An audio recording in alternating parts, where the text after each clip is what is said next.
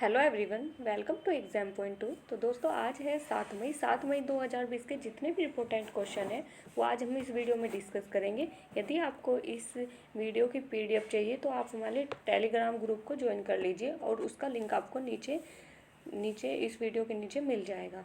तो दोस्तों, और साइड में जो बेल आइकन है उसको प्रेस करना मत भूलें और सब्सक्राइब जरूर कर लीजिए। तो चलिए स्टार्ट करते हैं पहला क्वेश्चन। तो पहला क्वेश्चन है कि हाल ही में विश्व अस्थमा दिवस कब मनाया जाता है। तो हाल ही में जो ये विश्व अस्थमा दिवस मनाया गया है, तो हाल ही में जो ये जो विश्व अस्थमा दिवस मनाया गया है, ये दोस्तों मनाया गया है 5 मई को।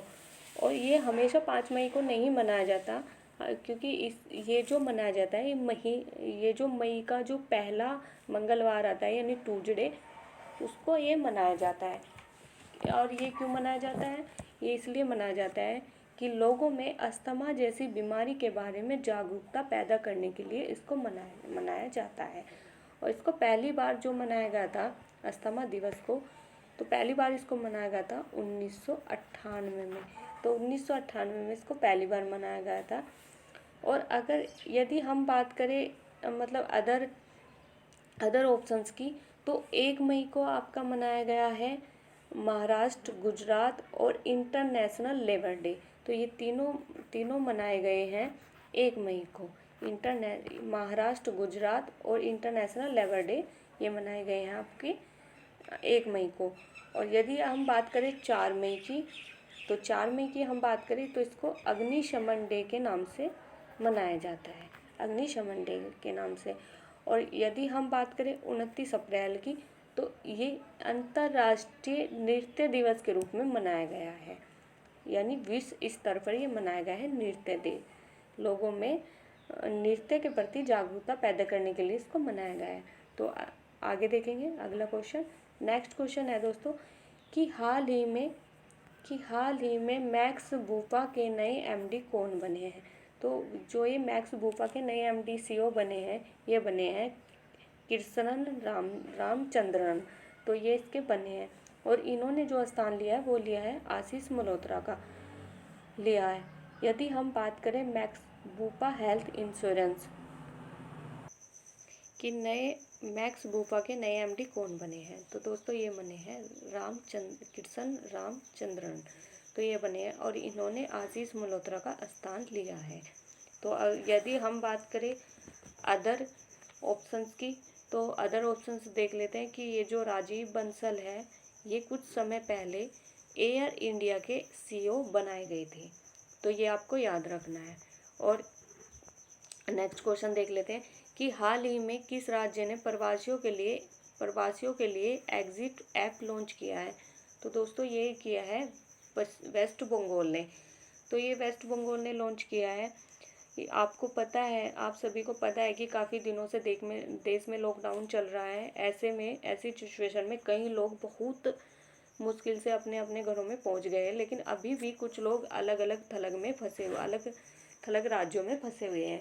अब ये जो वेस्ट बंगाल है, इसमें क्या किया है, इसने जो किया है कि जो दूसरे राज्य के लोग हैं और वेस्ट बंगाल में फंसे हुए हैं और अपने राज्यों में वापस जाना चाहते हैं, तो उनके लिए ये एप्लीकेशन लॉन्च किया है जिसका नाम है एग्जिट एप्लीकेशन।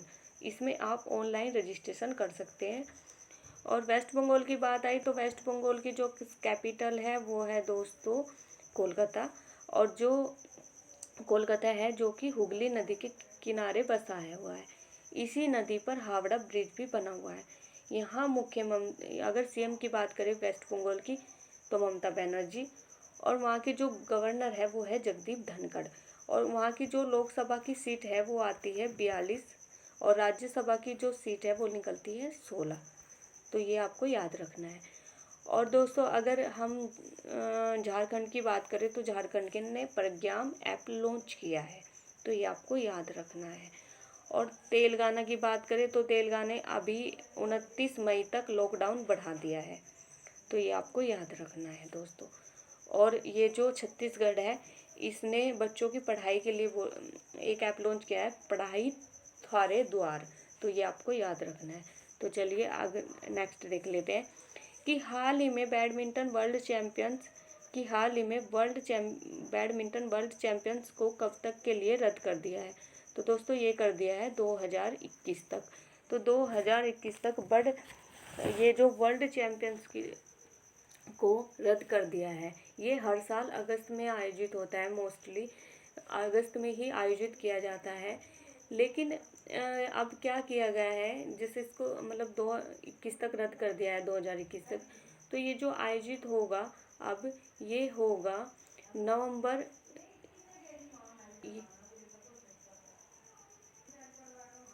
अब ये आयोजित होगा दोस्तों, जैसा कि आपको पता है, ये जो आयोजित होगा ये होगा 29 नवंबर से 5 दिसंबर के बीच किया जाएगा। 2021 में आयोजित होगा स्पेन में।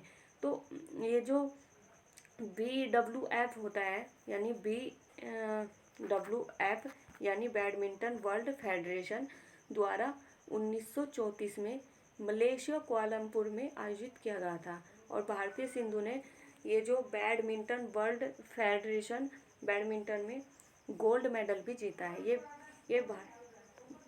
ये भारतीय पहली एथलीट्स बनी थी, ये आपको याद रखना है। तो नेक्स्ट क्वेश्चन देखेंगे कि हाल ही में नैनो साइंस एंड टेक्नोलॉजी के लिए यंग कैरियर अवार्ड जीता है। तो ये जो जीता है, ये दोस्तों जीता है सौरभ लोढ़ा ने। तो सौरभ लोढ़ा ने ये जीता है ये टेक्नोलॉजी यंग कैरियर अवार्ड। तो ये आपको याद रखना है। तो ये जो सौरभ लोढ़ा है, ये कौन है? ये है IIT बॉम्बे के प्रोफेसर। तो ये है, तो ये DSC द्वारा दिया जाता है। तो ये आपको याद रखना है। अगर हम बात करें अदर ऑप्शंस की, तो दार यासीन, मुख्तार खान और चन्नी आनंद, तो इनको अभी पुलित्जर अवार्ड से सम्मानित किया गया है। तो ये आपको याद रखना है।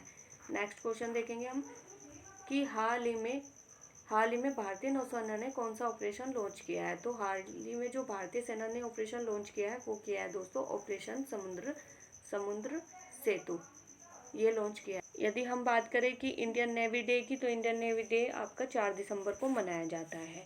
और अगर बात करें हम ऑपरेशन मदद की, तो ऑपरेशन मदद ये भी नेवी द्वारा मनाया जाता है। केरल में जब बाढ़ आई थी, इंडियन नेवी ने लॉन्च किया था ऑपरेशन मदद और लोगों की मदद की थी। ऑपरेशन वनीला, तो ये भी बहुत चर्चा में रहा है, जो मेडागास्कर के लिए बनाया गया था। और ये भी इंडियन नेवी के द्वारा ही लॉन्च किया। ऑपरेशन संजीवनी की बात करें, तो ये भारतीय वायुसेना ने लॉन्च किया है। और चलिए आज हम बात करते हैं नेक्स्ट क्वेश्चन की, किस राज्य ने 29 मई तक लॉकडाउन बढ़ा दिया गया है। तो ये बढ़ा दिया गया है दोस्तों तेलंगाना ने। तो तेलंगाना ने इसको बढ़ा दिया है। तो ये आपको याद रखना है कि हाल ही में मुख्यमंत्री रोजगार गारंटी योजना का शुभारंभ किसने किया है। तो दोस्तों ये किया है हिमाचल प्रदेश ने, और 3 महीने तक का भी बिल माफ़ कर दिया है हिमाचल प्रदेश ने। और ये आपको याद रखना है। मणिपुर की बात करें, तो मणिपुर में अभी काले GI टैग मिला है काले चावल के लिए। तो ये आपको याद रखना है। तो आज के ये क्वेश्चन यहीं तक है दोस्तों।